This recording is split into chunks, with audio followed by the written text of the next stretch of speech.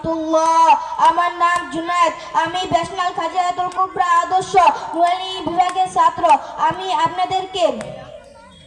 আমি আপনাদেরকে তিনটি কবিতা পাঠ করে শোনাবো। প্রথম কবিতার নাম সে ভালো, লেখক শেখ হাবিবুর রহমান বিক্রমপুরী।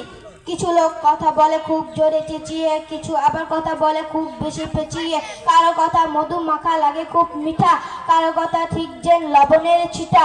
কেউ হয় মহাগুরু, কেউ হয় শিষ্য, বুদ্ধির জয় কেউ জয় করে বিশ্ব। কথা কাজে রূপ সাজে লোকে লোকে বিভিন্ন, চারিদিকে চোখ মেলে পায় তার চিহ্ন।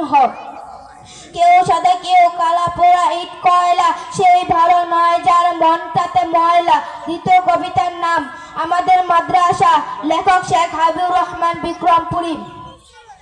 ফুল বাগানে ফুটছে দেখো হাজার রকম ফুল, সে ফুলের সুবাস নিতে করো না গো ভুল। সে বাগানের নাম যে হলো ব্যাশনাল মহিলা মাদ্রাসা, ফুলের সুবাস নেব আমরা তাই তো এখানে আসা। ওস্তাদ গণে বাগিচার যুগের সেরা ফুল, খোদা তুমি এই মাদ্রাসায় করে নাও কবুল। তৃতীয় কবিতার নাম বরখা। তোমরা যদি বরখা পরো কে নেবে না কিছু, রাস্তাঘাটে নোংরা পোলা বলবে না তো কিছু। তোমরা যদি হেজাব পরো লাগবে অনেক ভালো, সবাই তোমাকে বলবে দারুণ হয়েছে তাও কালো। রূপের বড়াই করতে পারো বরখা হিজাব পরে, মান থাকবে অনেক দামি যদি থাকো ঘরে। বাজার ঘাটে চললে তোমার মান থাকবে নিচু, খারাপ লোক চোখ ঠাটাবে নিয়ে তোমার পিছু।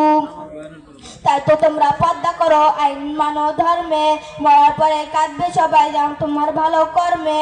আমার জন্য সবাই দোয়া করবে।